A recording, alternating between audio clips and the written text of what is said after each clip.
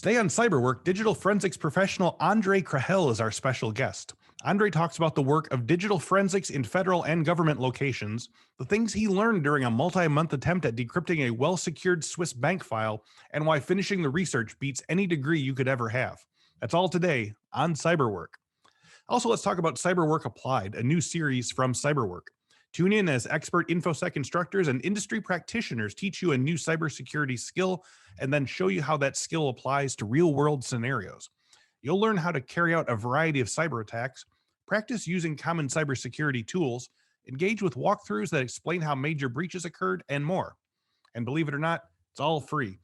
Go to infosecinstitute.com/learn or check out the link in the description and get started with hands-on training in a fun environment while keeping the cybersecurity skills you have relevant. That's infosecinstitute.com/learn. And now, let's begin the show.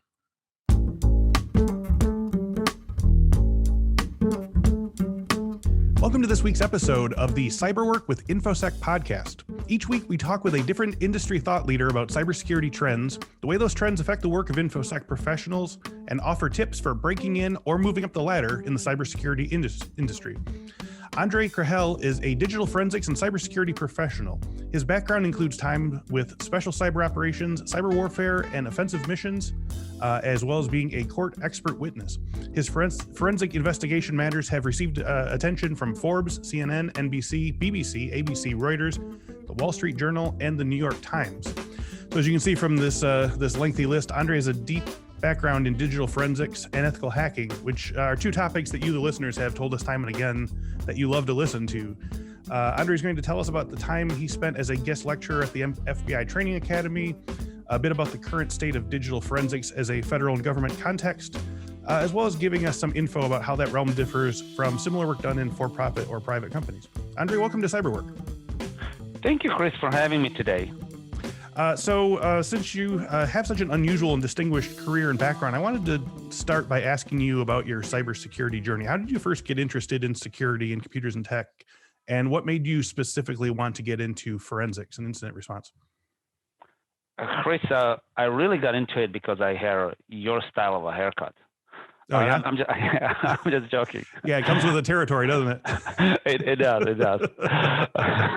Yeah. Watching you on a video is a little bit different just for the listeners. Mm-hmm. I truly got into it where I was 19 years old and something very similar to your intelligence agency actually offered me a job. Mm-hmm. I was one of the individuals who managed a forum, in a Linux forum. Was a really big Linux guy at the time. I definitely didn't like anyone else. Not gonna name, but I wasn't in favor of any other operating system. Okay. Very, very religious at the time. Very religious, right? Or Unix based. Right. Likes the Ultrix, likes the VAX VMS systems. I really like that type of forum. And I was pretty good at it, like really doing a lot of stuff with the Unix. And I was helping other people to be good in the Unix. I was also a mathematical physics major. I was very interested in cryptography and a space, like in the mathematical space. At that time, encryption was really run through most of a function. So like even like RSA is a function with a prime numbers and it was ZN rings, right. and the numbers that basically are around these prime numbers. And it was really about the math that you had to create. We often call them functors. That you had to break the space basically of the code and inject your own code either through initial vectors or some other means and try to break the algorithms by another function. So I truly enjoy all of that, being in a Linux, being math, doing mathematical physics, doing some crypto. And basically they came and they told me that I would probably make what my parents do make. I grew up in a family of a political dissident. My father was a politically prosecuted individual. So it was very appealing to me. I did not tell my father for 2 years who I worked for because, of course, we hated government as a family that came from a background of persecution, right? It wasn't something that you're going to go and advertise. That's some uncomfortable dinner table conversation, I imagine. That conversation would not go very well. And especially working for intelligence forces, they used to interrogate my father. So it wouldn't be. But of course, it was the curtain was the Iron Curtain was behind it, right? The people didn't really change as much. I would say very really came from it. That's how I got really into it, and I feel very privileged that at a very young age become a special forces potential agent, right? So I actually never became a foreign agent for the country. It took around like 7-year process. Spent the 4 years working at the government. The facility I was deposed was energy. At the time, Europe had the program where they oversaw the nuclear power plant. So at 20 years old, basically, I cover most of the shifts on the weekends and also one day during a week. Plus, I attended all the trainings. So I became like a very invisible kid at a school. Yeah, so I'm that leads nicely into what I wanted to talk about next, which is some of your major stepping stones. You sounds like you had a lot of really unusual sort of jobs along the way, and it's not necessarily like a linear path from where you are now to where you started. So what were some of the moments where a new job or a project or an educational path or just an aha moment helped you to grow into your next opportunity, your next step in terms of being a digital forensics person and in this context? I early realized that while I want to profile myself in ethical hacking and then looking at the reflection of that hacking, it's almost like in physics you have electromagnetic and you have something called electromagnetic shadow, or a system what they call the entropy, like a state of unknown, and then you try to figure out, like in that algorithm, what would be the state of known, and how you can maybe decipher that unknown into something almost like a predict something from that unknown, almost like a prediction of the weather, right, in it. And what were mostly stepping stone for me were through the dedication of the depth that I tried to acknowledge in everything that I was learning or working on, every project, just to go and continue deeper in that project itself, and always master at as much I could the topic or area I was really interested in. And also, so whatever you were doing, you wanted to be the very best at that thing you were doing at that moment. Exactly, and gain as much knowledge. I truly believe the knowledge is power. Yep. Wealth, health is wealth. And that motto always pushed me forward, right? I get as much knowledge about what you're doing, try to see what the best people that are actually best in this, what they're doing, how they're approaching, how they're solving that issue. And from some of the notable cases, and I guess because you build that mindset of that dedication that you don't give up, you're always trying to do, and you could call it hustle, you can call being persistent, you can call that you have a discipline of finishing, right? There are many different acronyms. If you were a special forces or intelligence committee that you would assign to this. But if you build that persona that what matters to you is the task, and you believe the derivation, the success really comes that you're doing this very well, then derivation is recognition in society, then recognition is getting paid, then recognition is to be something else. But if you have a belief that gaining the knowledge creates a derivation of that success that you're seeking from recognition in society to monetary gain, is something that I early acknowledge as a path, as my own strategy to work on those tasks. And I ended up working, for example, on Mr. Madoff here in the city. Okay. On his personal stuff. And one of the reasons why I was maybe picked was exactly that. I was known individual who had that mental fitness and stamina, right? Mental, physical, and knowledge in industry that I would be the one who can go. And if you ask me to go, I was just going to go and do that. Another large case that probably very notable was UBS investigation into privacy laws by the Department of Justice.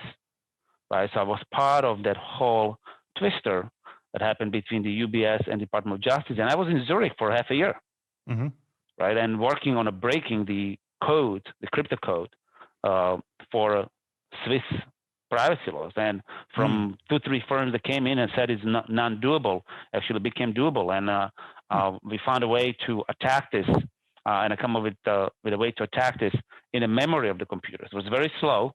I'm gonna tell you it was super fast. It was very slow. It has something called almost like an Enigma rotating hybrid cipher. But we were able to do that calculation in a memory, and then basically attack and break the code. And then when the Swiss realized, the Swiss basically banks realized that Americans not gonna give up. They're gonna break the code, and they're gonna get into the bottom of the documents. They give up. Yeah. Right? They saw the persistence, and they realized that that's what it is. But that sometimes takes that level of being engaged and push it forward. Yeah. Now you those are some really cool highlights. You know, Bernie Madoff and the Swiss bank hack here. And I like what you said that, you know, that it's a sort of a methodical thing. Was that specifically something that you realized when you started it, that the only way we were going to do this is it was going to have to be a sort of a slow methodical attack rather than like a quick brute force or something like that? No, I was there for 2-3 months and everything was failing. Oh, Literally. okay. I'm glad, Chris, I didn't subsidize that depression with any form of compensation outside, what Right. people sometimes do. But I was truly in the first 2-3 months in depression. I mean, almost everything that I knew of failed. Right. So nothing was really working. And then I'm just looking at this and doing all these classical methods and all kinds of classical attacks. Okay. And then one of the forensic strategies occurred to me, like, why don't we just dump the memory of the computer and start like a really poking around memory? I mean, this is a long-term shot, but what if this is going to work? What if that's the way we're going to figure out, and maybe we can read exactly how each buffer is allocated when the encryption happens. And maybe we can create our own algorithm how to decipher. Maybe we can take something out of the memory and then basically decrypt these documents on the fly. Wow. And that actually did work. I've seen the same replication of the strategy in WannaCry. Okay. One of the tools from WannaCry actually replicate the same model where if you take a memory of the computer, you actually get the prime numbers and calculations for the encryption key, and you can decrypt the data. So I kind of thought that's a cool. 15 years later, the same trick actually does work.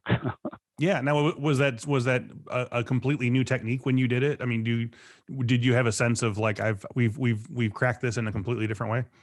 No, definitely. I haven't seen anyone at that time. Well, I'm sure some other intelligence agencies were doing this type of work, right? Okay. But wasn't like really. Tell you. Yeah. Yeah. But wasn't like something you would advertise. And we didn't advertise either. I didn't write a paper after that. After we did it. That this is the way, this is a schema, right? We basically keep it almost like a harsh. It's almost business confidential property at that point of a time that, hey, look, if you have these Enigma rotating ciphers and you can't really attack them because on static data, it's very hard to decrypt it. There's one way to do that is basically do the memory-based attacks.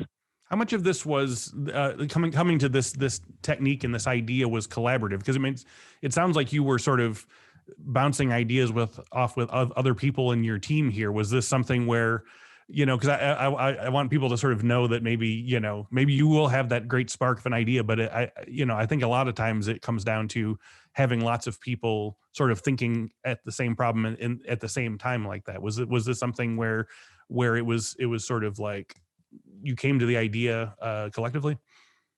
So I was leading a team of two more individuals that was basically helping with the project. And they bounced some idea too. I came up with the idea to take the snapshot of the memory. Okay.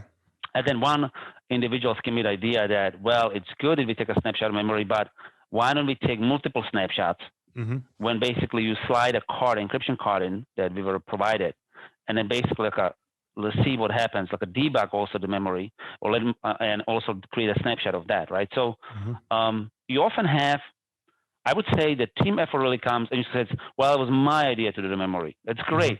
But you know what? You also had an idea to create a champagne glass that you told me, Chris, right? But then you still had a factory, you need a good sand, you need to, right? Yep. So yes, idea is great, and you can claim ownership of idea. I'm a type of person that I'm not really, yes, the idea is great that you have, but I'm a true believer that a team effort master this, right? That's why in a special forces, there were 2-3 people. And when you add them together, one person gets 60%, the other person adds another 20%, another person gets 20%. You master this, I'm a believer, to 100% perfection. Versus that one person because the path he already took, maybe get you that 60 to 80%, almost like a part of the type overall, right? So yes, I had an idea, but I also had a lot of horrible ideas that I convinced them to do. Right, for first 2 months, and all failed, by the way. Okay, and they also had a lot of horrible ideas too. That none of them really worked, and for 2-3 months we didn't get anywhere. Right, in this case. So it's whenever I try to work on any problem, I always try to find 2-3 more individuals, like a group of us. Right, so it'll be group cell, almost like an intelligence cell of 2-3 people. With very deep knowledge, but very deep skill set in what they do. So, for example, one of them was top-notch programmer and debugger that work on a team, right? I could do some of it too, but he is doing it at 100% level, right?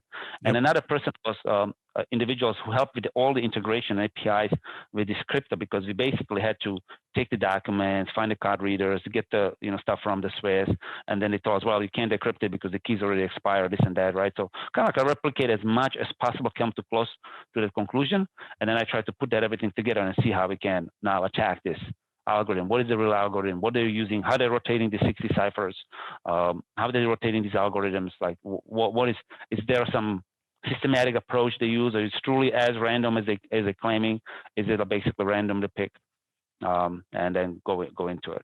Yeah, that's a really good lesson to learn here. Is find people and pick people who can sort of cover your blind spots and whose blind spots you can cover as well. So everyone, has a different area of expertise that all sort of come together in sort of a larger than some of its parts.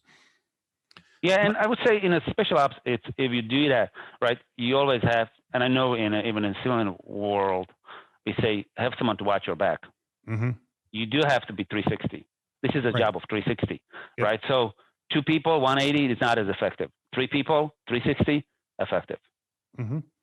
Now, so, and again, just to sort of bring that back to the beginning, you were saying, I feel like when you were working on this project, you weren't thinking like, oh, this is going to like catapult me to the next level of my career, and this is not going to bring me a big paycheck. Like you were so in, while you're busy doing this incredibly difficult thing, like all of the sort of acclaim, as you said, and financial remuneration is sort of happening behind the scenes, but you weren't chasing that. You were chasing the learning and the opportunity. And again, I think that's a really great a lesson for, aspiring professionals.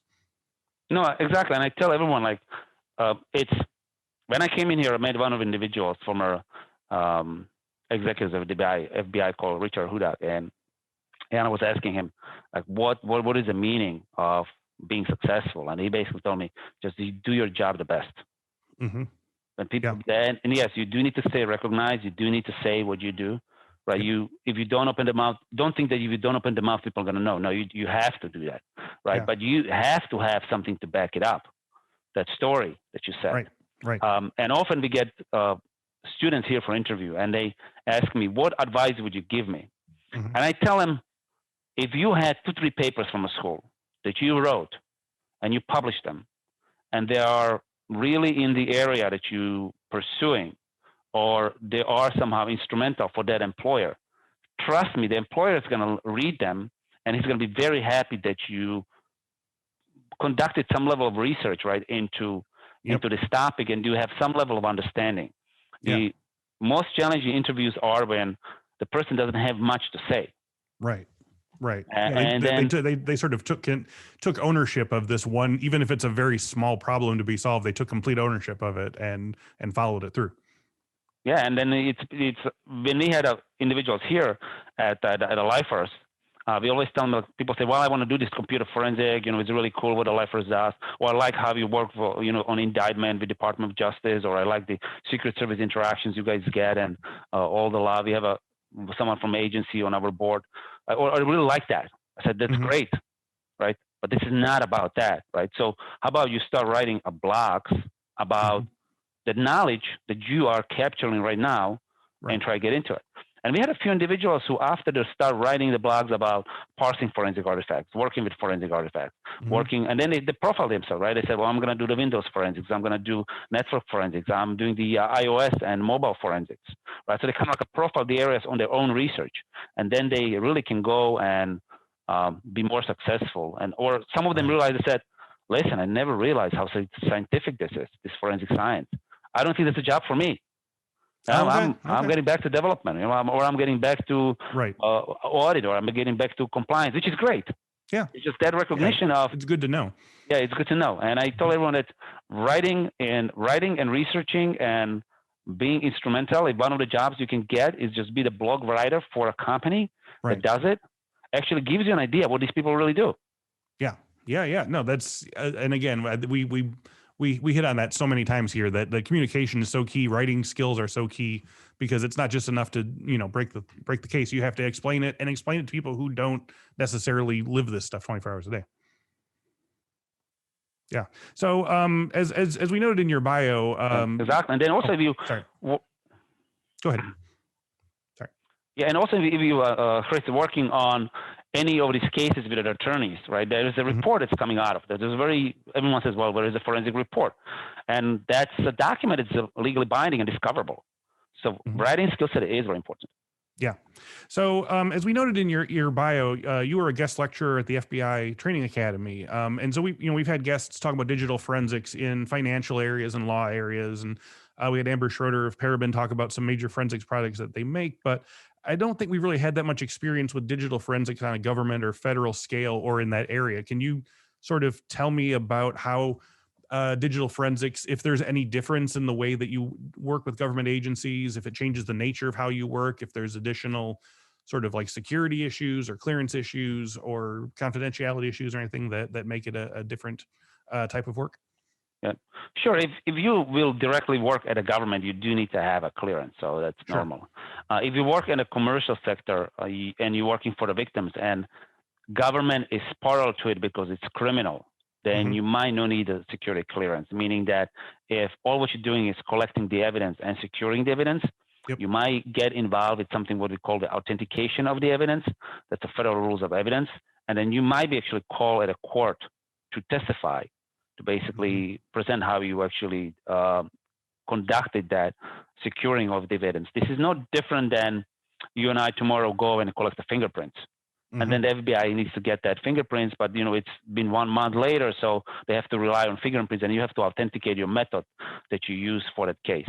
Now, the federal government always has to open their own investigation because it's criminal. Like none of us is in criminal investigation business. Government is, right? So the government, the good news is that the government will open its own investigation.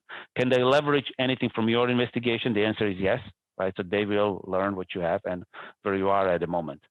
So I feel very privileged that a lot of our work at the LIFARS led and that cooperation with the Department of Justice indictments. So, for example, individuals from Lazarus on cryptocurrency hacking. We have a round of firms in your Google NiceHash story and how they got hacked for 60 million. Another one, CoinCheck, for close to $500 million. And if you Google the stories, how we were involved in, for example, very heavy NiceHash investigation.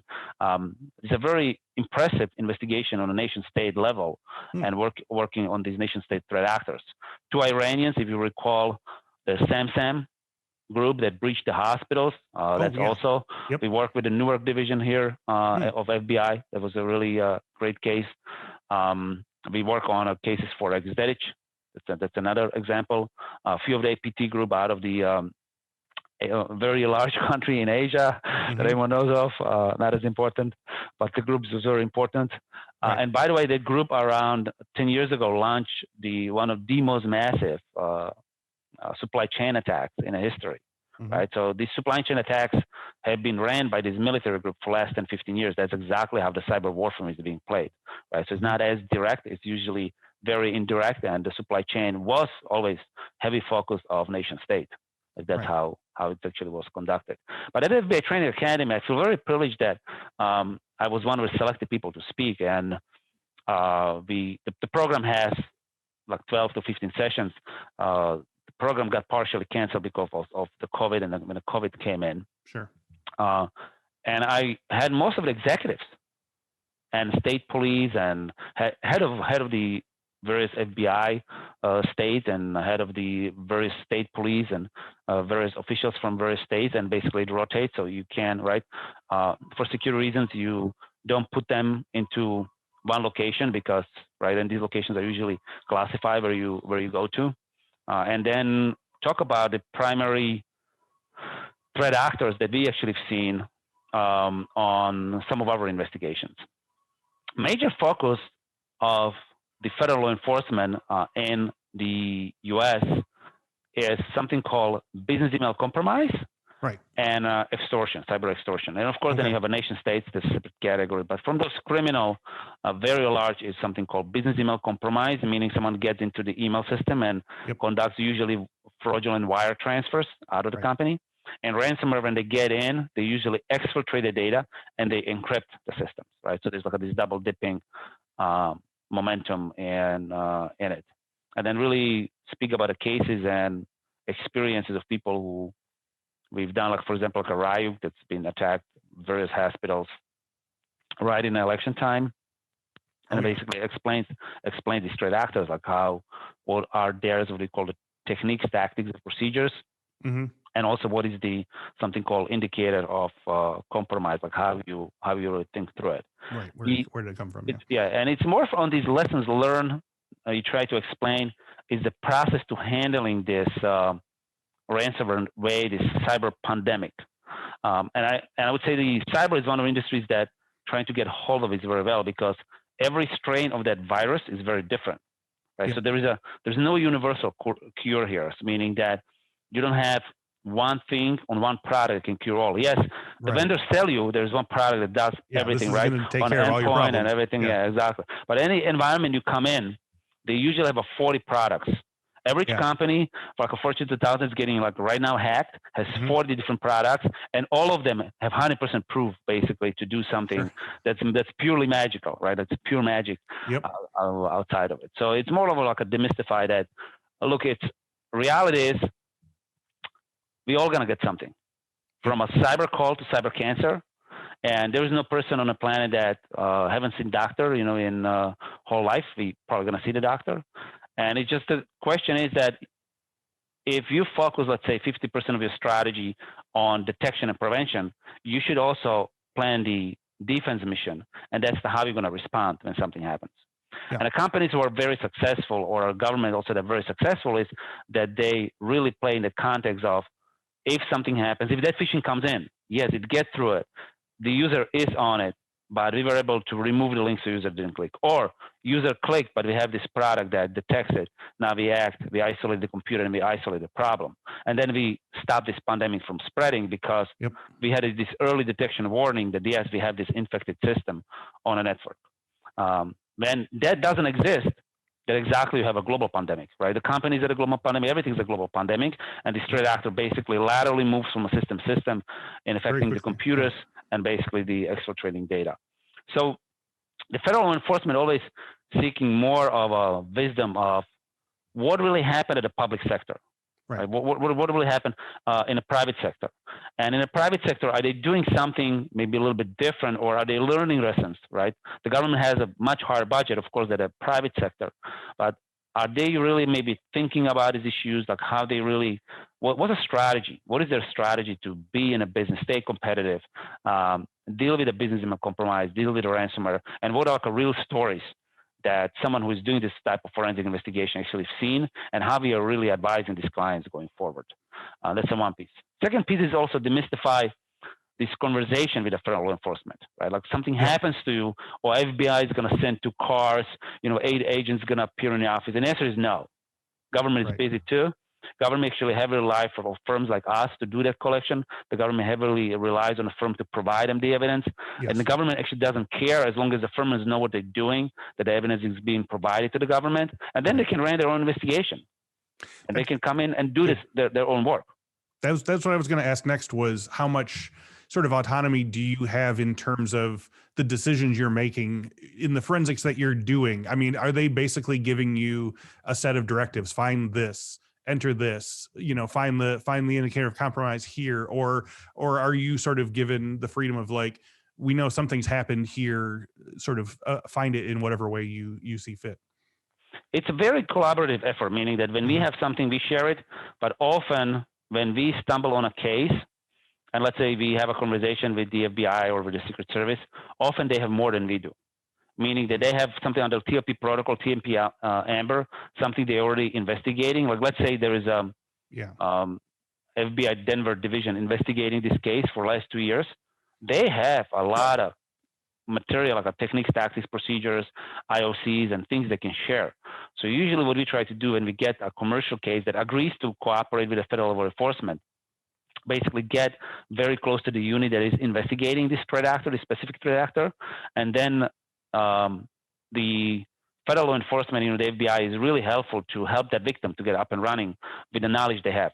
Of course, the knowledge has to stay concealed with the help of that victim only, right? So it doesn't go outside. They're still working on their case. They still want to close their criminal case. So they don't want that knowledge they can share or the ideas they share really to go outside of that circle. But they want to help these victims, right? So it's for the benefit of the victim.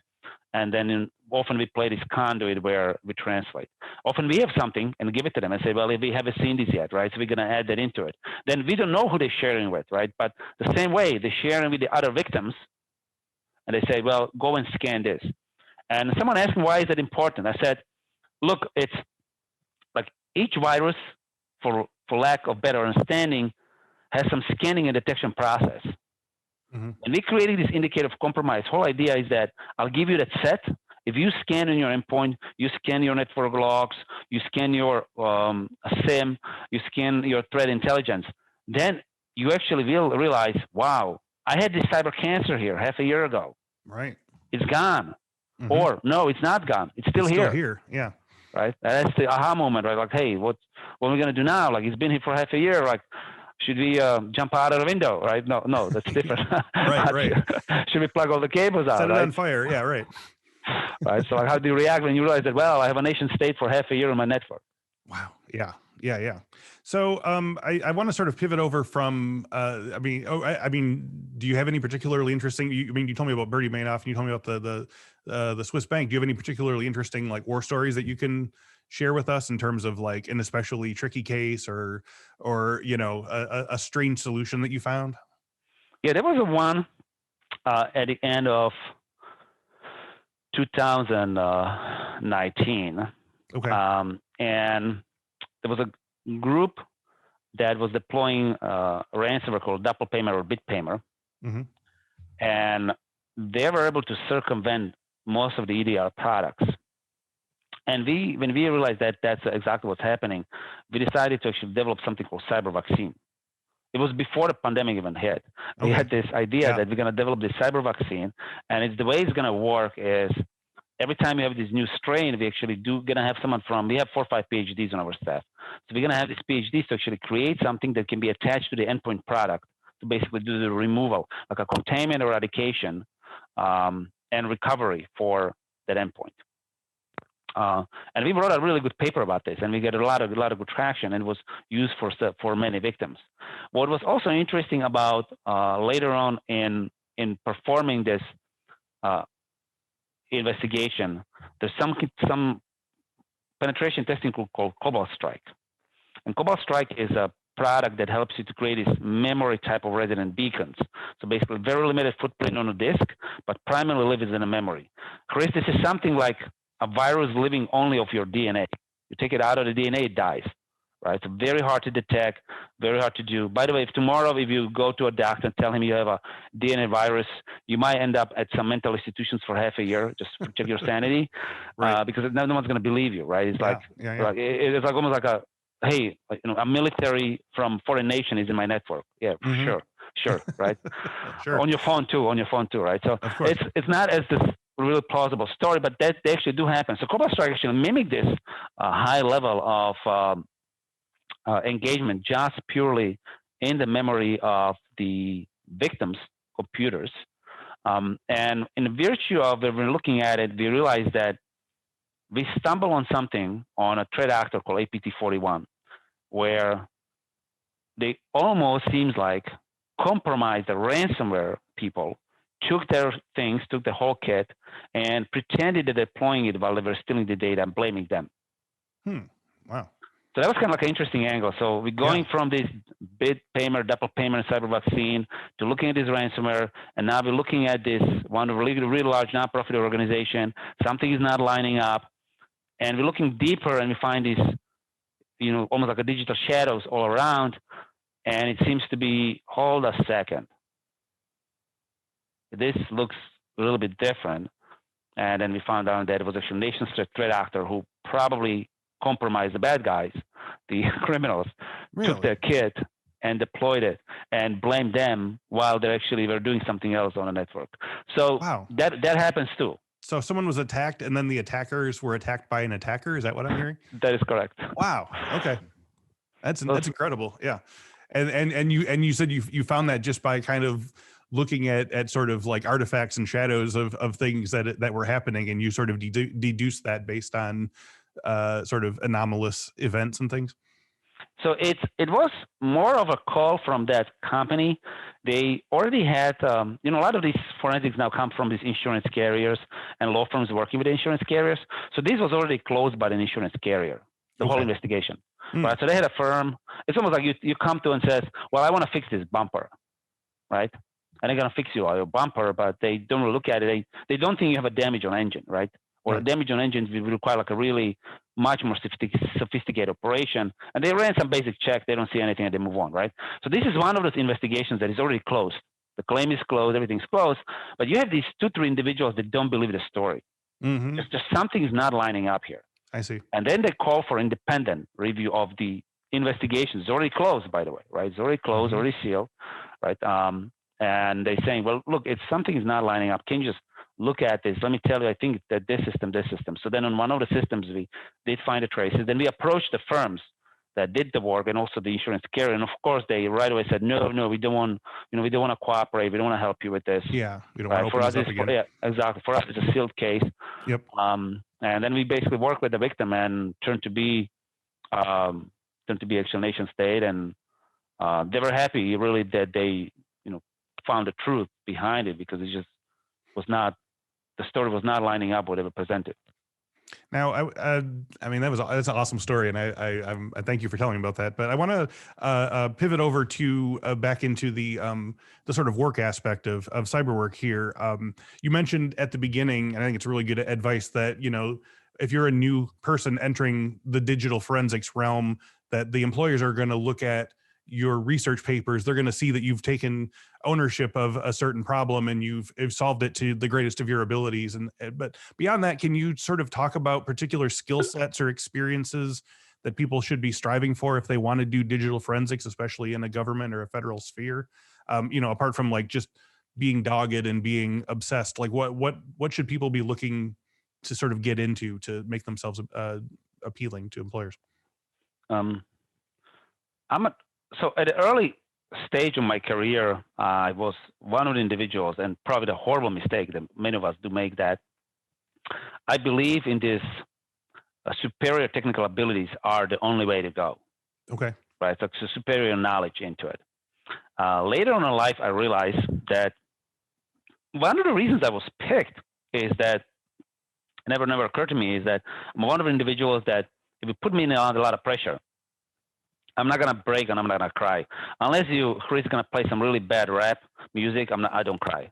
Right? But if you do that, that's right. So, but everyone has this breaking. I'm trying to tell you, everyone has this small breaking point that you can find. We all do. Just the question is, how big is this breaking point that you have, and what is really will create this scratch on your shoulder that you don't like about it. And it's very important even to balance mental, physical, and intellectual capabilities of the individual.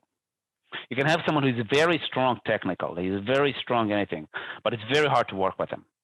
Very hard to work with on a project, very hard to explain, can perhaps run, if you ask him to work 10 hours because you have to finish something, he can, because after 8 hours he gets into very unstable emotional state. Or intellectually, if you challenge him and you ask him to speed up, he starts making mistakes, right? So those are the qualities that if that work requires, then the person needs to have. In the forensic science work, I guess you might have two types of employment. One employment is that you're working for a consulting company and the work is coming in and out, and you are not bugged by this momentum that you're constantly working on different cases, and the speed is very high, right? So you're becoming this, it would be like really flattering, like a Formula One driver every day, and you try not to crash and you try to win the race, right? But you're trying to do that so many times in a month, right? And you enjoy that. You enjoy that ride. Yet the same way you keep your mental and intellectual and physical balance at a shape. So for example, I go running every morning, just 25 minutes, 30 minutes for 3 miles run. And this is my meditation moment. Right. With myself and find myself and really stay energized for a day and stay healthy. And I think that's very important. And everyone who wants to get into really in this career should think about that. It's not only about really being really good, but being a good team player, have good intellectual skill set, how you approach individuals, being very mentally balanced in a society.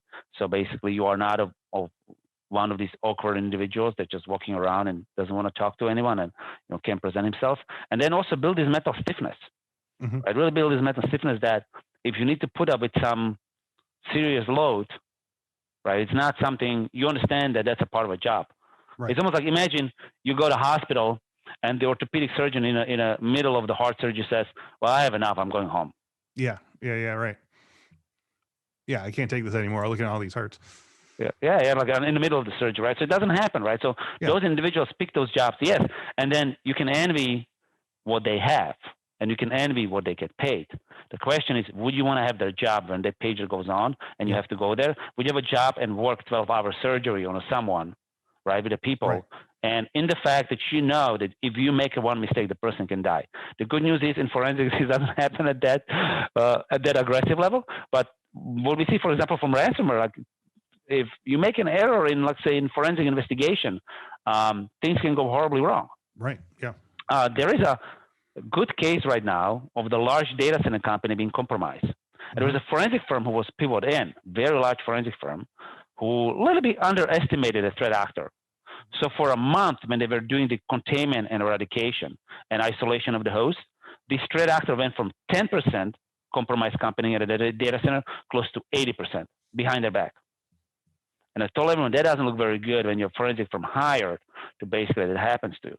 And lesson learned here is, don't underestimate the threat actors, right? Like, yes, you have to create a balance for yourself, but if they're working 24/7, you have to be 24/7 opponent. If they are snipers, you have to be a sniper. Yeah. Yeah. Now, I want to sort of drill into that a little bit because I use a metaphor of saying, like, a lot of people think they want to be, a baker, but all they think of when they think of a baker is, selling a loaf of bread to a nice person at, 10 in the morning. They don't think about being up at 3 in the morning with the ovens, or if they want to be a film director, they just want to, say action and not necessarily be up, in the middle of the night choosing color swatches. But so can you give me some examples of, like, because you said like people can get burned out or as they hit a threshold in the day, what are some things about digital forensics that people who might be interested in getting into it aren't thinking about in terms of this is a real slog, this is more difficult than you think? Like, what are some of the activities that you've seen that sort of break people down who maybe aren't ready to do the hard work of it? So when the whole COVID started, I really liked the area of the New Hampshire. So I went for 2 months to New Hampshire. And then in the middle of that, I got called back to New York. And we were asked to look at one of the prominent research and hospitals in the city for intervention of the foreign nations into the research. And I'm coming back to New York City. I'm thinking that I'm going to visit all these COVID research facilities. Right. And I'm going to be doing these night missions. Right. I have no vaccine. There's no vaccine. There's nothing. Yes. And the team, I have to convince the team now to go with me and bust these computers overnight, every night and weekends, right? For, let's say, for a 2 month period. And how I'm going to do that to explain to people that this is a good thing to do. Right. To walk in to you isolate at home and you're happy. And now I'm asking you, no, this is a hospital. It has 3,000 people. Yep. We are walking through it. Yeah. On a regular basis. Yeah. Yeah. At a night, right? It doesn't matter, but at the night, and then now you're not going to sleep the night. And this is what I want you to do. And this is what you want to do the weekend too. Right. No one can know what you're really doing there either. Yep. Yeah. You have to be there quietly. Now, speaking of COVID and traveling, if for some of our listeners might be far from large tech centers or large cities and they want to maybe do this kind of work, or maybe they're, coming into it from a different industry altogether, like what are some ways that you can sort of get the experience you need in a place where digital forensics is not happening? Is it the sort of thing where you can do it anywhere, or do you really need to be sort of getting your apprenticeship in cities with sort of large consulting firms?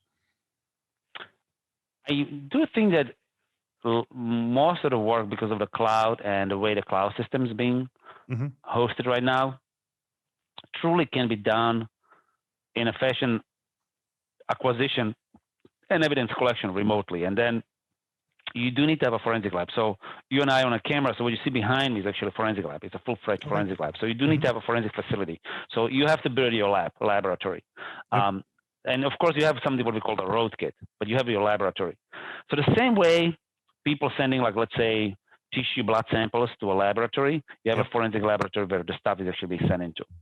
So the good news is that most of the work's always been done in a forensic laboratories, not as much outside of these laboratories. The securing of evidence, meaning go to almost like a crime scene and securing the evidence, was something that we were conducting. But now, if that evidence is in the cloud, there is no more of that physical presence for anyone to go to. There is a process that us and, let's say, the provider, Google, Amazon, Microsoft actually agrees on, and they provide us this concealed image the best way forensically as it could be, right? So, for example, Microsoft probably has a more advanced process.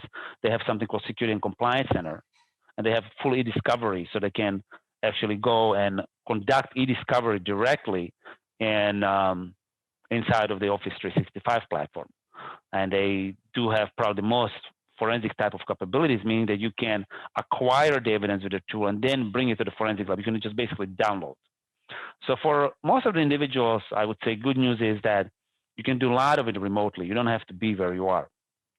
Also, in our division called Managed Services, we basically do what I call the level 3 managed detection response on the endpoint, meaning that you can be anywhere. You have access to the cloud console. You're reviewing these alerts, and based on metadata of these alerts, the console lets you interact directly with the endpoint that you're trying to investigate. So now you're not at the customer side. You're not flying to customer side. You are actually very rapid response. And then if needed, we call the customer and says, yeah, we want you to unplug the computer from a network. We want you to take a memory image. We want you to take the full forensic image.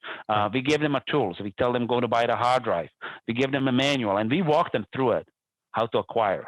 If they are not capable of doing that, we only, let's say, dump the memory, and they'll tell them, pull the hard drive out, give us the encryption keys, and ship hard drive to this laboratory. So. Okay. So with the world being as strange as it is right now due to the pandemic, and we also have this sort of skills gap in many cybersecurity fields, but also job hunting is a little oversaturated. So you have all these sort of balancing, contrasting forces. Do you have any tips for job hunters in the digital forensics field, which might have a lot of openings, a lot of opportunities, but also lots of people applying, and it still feels like you're having a hard time sort of finding your niche? Like, what do you recommend in terms of making yourself stand out as a candidate from other candidates? I think probably going back to what you said about sort of your ability to complete research and so forth would be a good start, right? So I would say we getting less and less traction as a forensic industry. Being the digital forensic examiner or being the digital forensic investigator is not as popular. Okay. Seems that most of the security is really shifting towards cloud and integration, and also mobile devices. And it is also that feeling of how much work you have to put in versus what the output is. And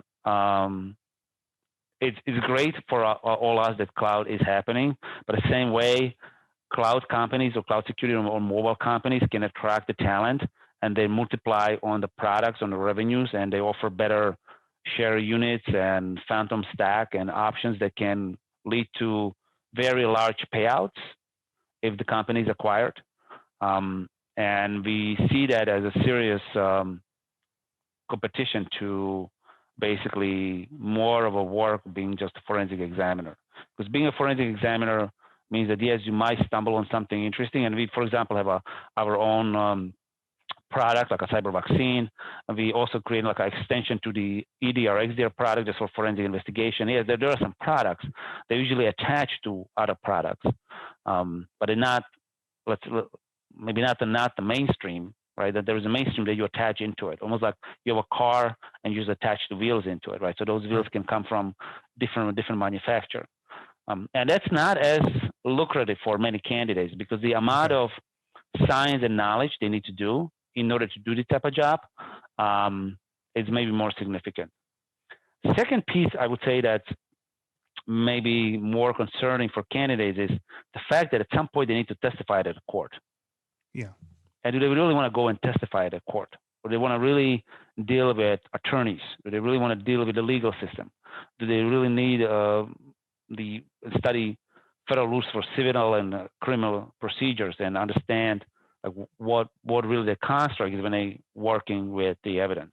And that's a little bit more work. So I would say that candidates who are seeking jobs right now in forensics are candidates who really like more of a scientific approach into solving something versus more of an automated software, cybersecurity software type of approach where, I'm part of a cool tech startup that's doing X, Y, Z. And they also seeking the drill from, I like this, Tom Cruise court drama being Right. at a courtroom, and I really would like that. I would want to see myself working for the DA office, and I'm going to do this forensic investigation, and I'm going to be part of a courtroom, and I'm going to do this criminal cases, and Yep. this Get is bad guys. Yeah, exactly. I'm going to bad guys and serve the justice.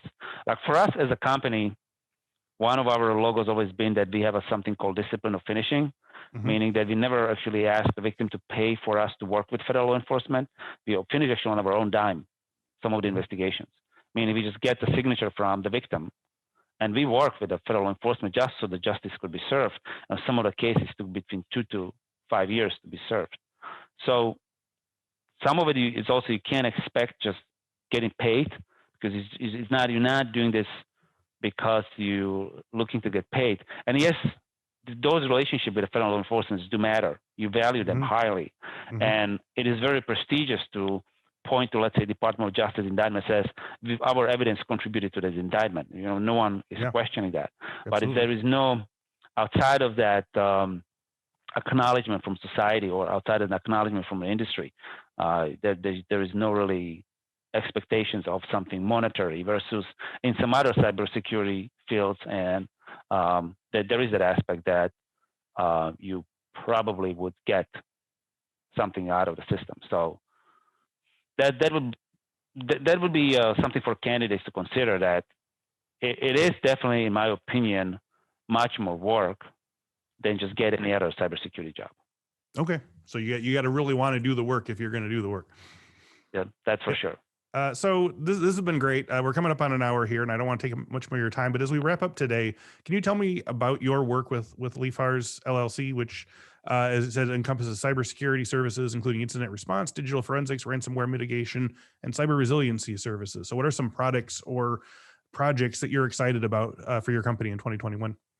So I'm really pleased to be creative with we have office here in the U.S., Europe, and India, and we were able to pull some serious R&D, especially in Europe. And we have a few great individuals like Vladislav Bacho, like some of the top researchers right now. A few like Michael Jurian with the PhD people, right? That they create like automation and in the managed detection and response. And Cyber Vaccine is a product that we almost ready to launch. And it's basically focusing on any ransomware, detecting ransomware through techniques, tactics, and procedures. So it's more behavioral type of approach versus, hey, I know this malware, I know the string, and it's going to work, because most of the malware you don't know. So we're looking at behavior, how the ransomware actually operates, and then we deploy this product at the endpoint that would basically detect it and kill the ransomware product itself. So that's what is very exciting. We also have a tool called Gargamel that does the collection. So we are very, very pleased with that. We have another tool called Log Checker that we basically look and enrich the data in logs. We have another tool called Virus Checker that we actually go and check the systems for viruses through the API. We kind of integrate almost something like a Virus Total, but on the endpoint. Then we bring that plugin in that we also developed over the last year. And we developing the Mongoose, which is the extension to forensic to the EDR, XDR products, where it's more on the forensic side, right? So leveraging what the EDR, XDR tools are really doing, and then basically helping us to extract the data. Our company is based basically on the R&D and a product division, and then we do digital forensic incident response. We have advisory practice. we have managed defense practice, and we have offensive services, or sometimes called technical services. So offensive services like red teaming, penetration testing. And main reason why we have that is basically a life cycle half. Imagine when someone has this cyber injury. So when they're taken to the cyber hospital, they are in a cyber emergency room. That's the DFIR unit, right? Right. And then we move them into the hospital, and in the hospitals that we have this managed defense, we put them all these monitors flip them from the emergency room to different type of monitors. Then we conduct a lot of the testing, the offensive testing, comes in. And then, when these rehab, we do a lot of advisory, in this rehab type of, post-trauma, cyber trauma type of environment, right? So we basically mimic this cyber health recovery for some of these other victims, right? In a way where we take them into emergency room, we move them to the hospitals, and we move them into the rehab, and then they still need some advisory practice. They become the family cyber type of individuals for them going forward. And that's been our business model. So most of the companies or enterprise that we work with truly came through that being cyber victim or not, don't want to become a cyber victim mindset, and then we replicated that life cycle. Many of them want us to train them or give them education to listen. And I'm one of the individuals where I always said that one reason I truly believe I am where I am, because I always like to listen to older and wiser people. Right.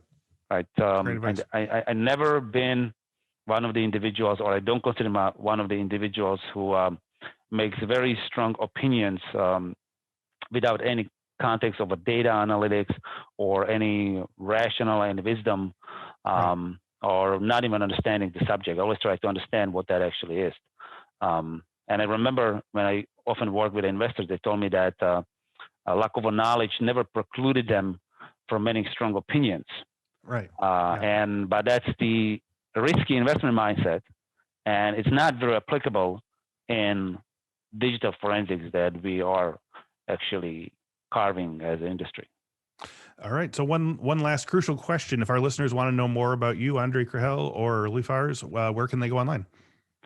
Feel free to follow us on LinkedIn. Please go to our webpage. It has many white papers and stories that we've done. We also have a GitHub repository that you can go into and see some of the products that we created. And for example, cyber vaccine, the first one in 2019 that we did, it's published. And also feel free to contact us, look at some PR press releases. We have a HR portal where you can send your CV if you're interested to become a writer, or you're seeking something, or you have something that you would like to discuss with us. But I would say generally we are quite a bit all around the social media and channels. Okay. And it's LIFARS.com? That is correct. Okay. LIFARS.com, LIFARS.com. Very good. All right. Well, Ondrej, thank you very much for joining me today and providing your time and insights. I really appreciate it. Chris, thank you for having me. And as one of the journalists pointed out at the special operations, that culture basically eats the strategy for the breakfast. Mm-hmm. So one suggestion to everyone is that create a culture of yourself as a strong professional, and create a culture around yourself that the other will perceive that is beneficial to the society. And that's always been motto for us, that we do have a strategy as a company, but our culture is the strategy for the breakfast. Culture is the strategy. We're gonna leave you with that. So thank you very much again, Ondrej. And as always, thank you to everyone at home who is listening and watching. New episodes of the Cyberwork podcast are available every Monday at 1 p.m. Central, both on video at our YouTube page, on our website, infosecinstitute.com/podcast, or on audio wherever fine podcasts are downloaded. And don't forget to check out our hands-on training series, Cyberwork Applied. Tune in as expert InfoSec instructors teach you a new cybersecurity skill and show you how that skill applies to real-world situations. Go to infosecinstitute.com/learn to stay up to date on all things cyberwork. Thank you once again to Ondrej Krehel, and thank you all again for listening and watching. We will speak to you next week.